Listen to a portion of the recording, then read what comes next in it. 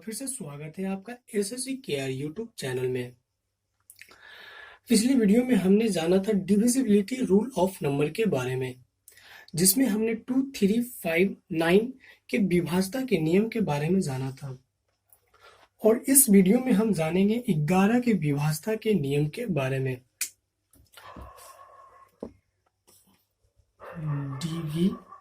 Divisibility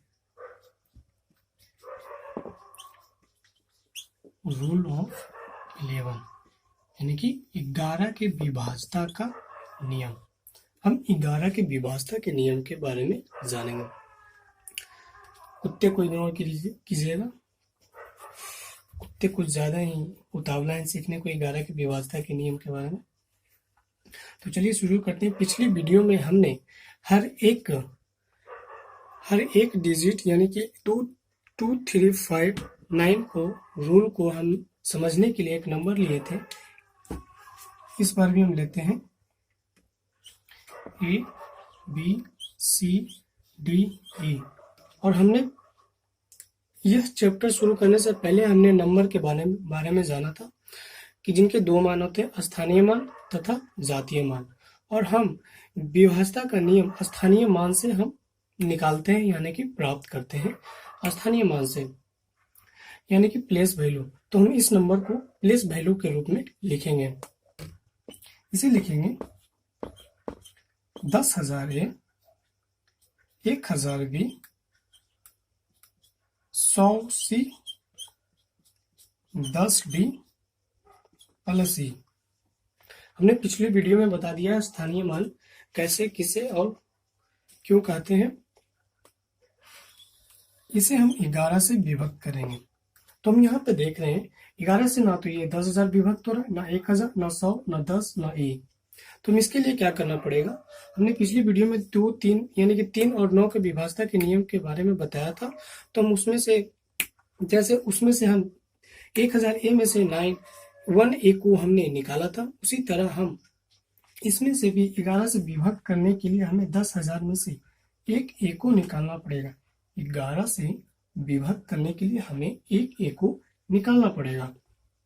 अगर हम इसमें से 1 A को निकालते हैं तो हमारा ये बनता है 9,999 A प्लस 999 B। यहाँ पे हम क्या देख रहे हैं कि 11 से तो ये विभक्त हो जाता है, लेकिन हम इसकी बात करें तो ये हमारा विभक्त नहीं हो रहा है। तो यानी कि हमें अगर हम इसमें अगर 1,000 B में अगर हम 1 B को ऐड करते हैं तो हमारा 11 से यह पूरी तरह डिवाइड लग जाता है। तो हम जैसे कि हमने इसमें से 1 A को निकाला था, यानी कि 1 A को हमने निकाला, इसमें से 1 B को हम ऐड करेंगे, ना कि निकाल रहे हैं, 1 B को हम ऐड करेंगे।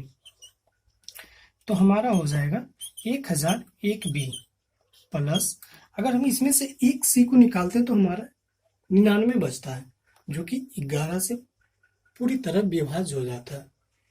यानी कि हम इसमें से 1 C को निकालें, हमारा ये बन गया 99 C। बात करते हैं 10 D का। तो 10 D में अगर हम 1 D को ऐड करते हैं तो ये हमारा 11 बन जाता है, जो कि 11 से पूर्णतः विभाज्य हो जाता है। तो हम इसमें 1 D को ऐड करेंगे, 11 D प्लस E। तो यानी कि इसमें हम ऐड किए, D को ऐड किए, बच गया हमारा E। अगर हम इसे 11 से विभक्त करते हैं तो हमारा इतना जो पार्ट है हमारा 11 से तो पूरी तरह से भाग लग जाता है, यानी कि 11 से पूरी तरह यह भाग हो जाता है। लेकिन हम बात करें E plus A minus B plus C minus D की, तो यह पूरी तरह से भाग नहीं लगता है। अगर इतना भाग लग जाए 11 से तो हमारा पूरा नंबर 11 से क्या होगा, पूरी तरह विभाज्य हो जाएगा। हम पढ़ रहे हैं 11 के विभाज्यता के नियम के बारे में। तो पूरी तो 11 से भाग लगना होगा, तभी तो 11 यह नंबर पूरी तरह विभाज्य होगा 11 से, तभी तो हमारा 11 का रूल निकलेगा। तो हम उसे करने के लिए करते हैं, हम इसमें से 11 का कॉमन लेते हैं। 11 का कॉमन लेंगे इसमें से 9999 ए में से अगर हम 11 का कॉमन लेते हैं तो हमारा बचता है 909। 909 ए प्लस 1001 में से अगर हम लें तो हमारा बचेगा 91 बी। 99 में से लें तो 9 सी। 11 में से लें तो 1 डी प्लस ई, जो हमारा ये तो इतना तो 11 से हमारा पूरी तरह विभाज्य है। लेकिन बात करते हैं इन लोगों को, तो इन लोग जो है हमारा 11 से विभाज्य नहीं है। हम इसे इस तरह से भी लिख सकते हैं,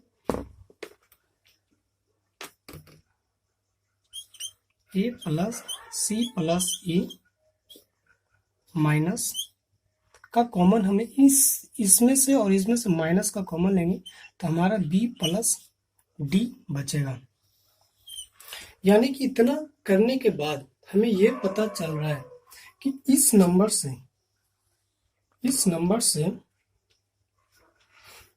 ए plus B plus C plus D plus E, इस नंबर से अगर हम अल्टरनेटिव जोड़ करके हम घटाते हैं, यानी कि अल्टरनेटिव जोड़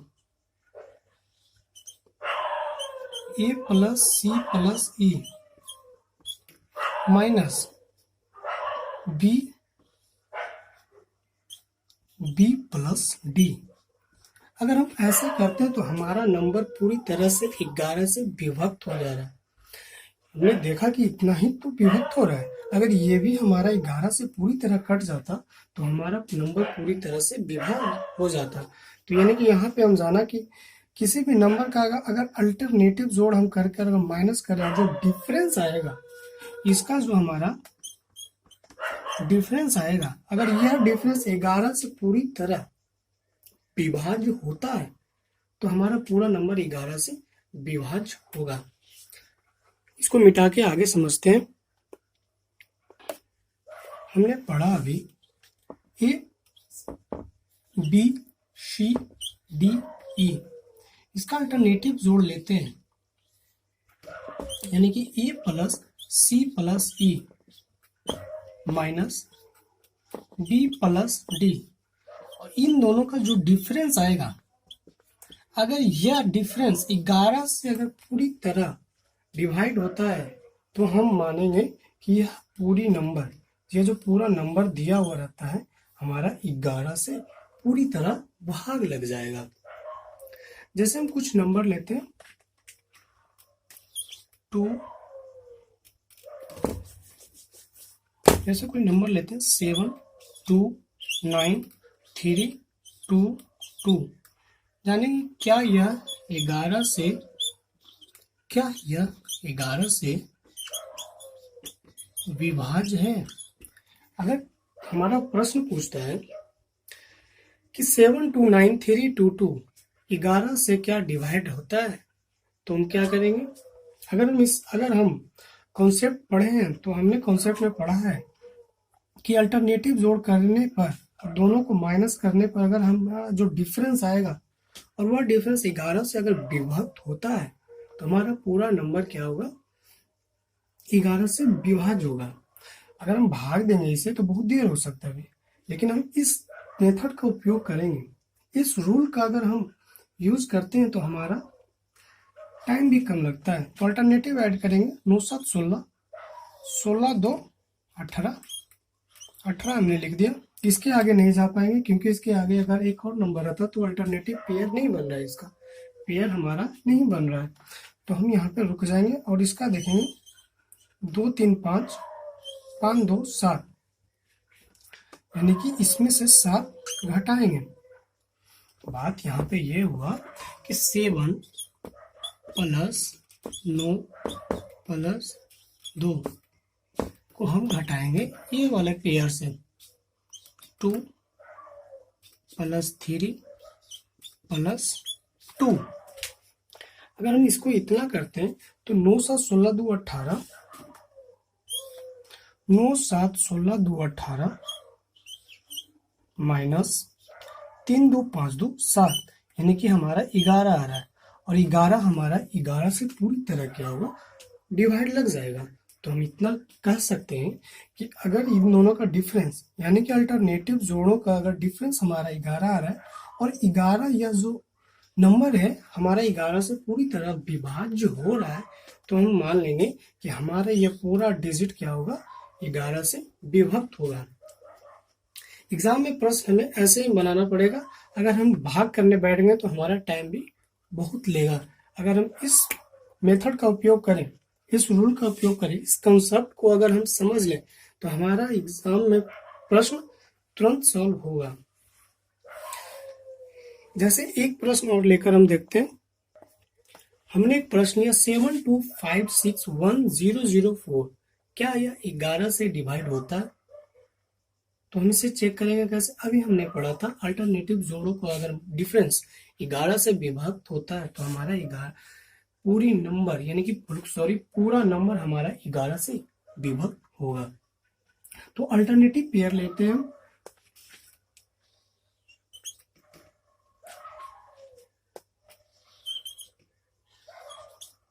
ये हमारा आया 7510।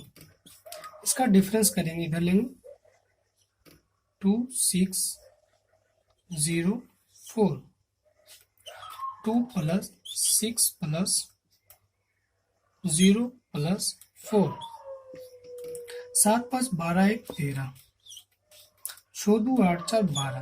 तो हमारा डिफरेंस आ गया 1। यानी 11 से अगर हम इस नंबर को विभाज्य करते हैं तो यह इसका शेषफल यानी कि रिमाइंडर हमारा 1 आ जाता है। तो हम इतना इससे समझते हैं कि ना तो ये तो विभक्त पूरी तरह से डिवाइड नहीं हो रहा है, इसमें हमारा रिमाइंडर बच रहा है 1, शेषफल हमारा 1 बच रहा है। तो यह नंबर 11 से क्या है, पूरी तरह विभाज्य नहीं है। तो हम क्या लगाएंगे, आंसर लगाएंगे कि यह नंबर पूरी तरह से विभाज्य नहीं है। तो हमारे 11 का विभाज्यता का नियम यही है। हमने कॉन्सेप्ट के साथ बताया है कि 11 का विभाज्यता का नियम कैसे निकलता है। तो हम अगले वीडियो में बात करेंगे, कुछ प्रश्न लेकर आएंगे विभाज्यता के नियम पर, जितना हमने पिछली वीडियो और इस वीडियो में हमने बताया।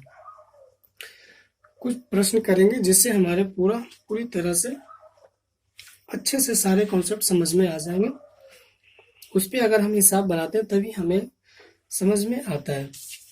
तो चलिए अगले वीडियो में हम आते हैं कुछ प्रश्न लेकर। तब तक के लिए धन्यवाद।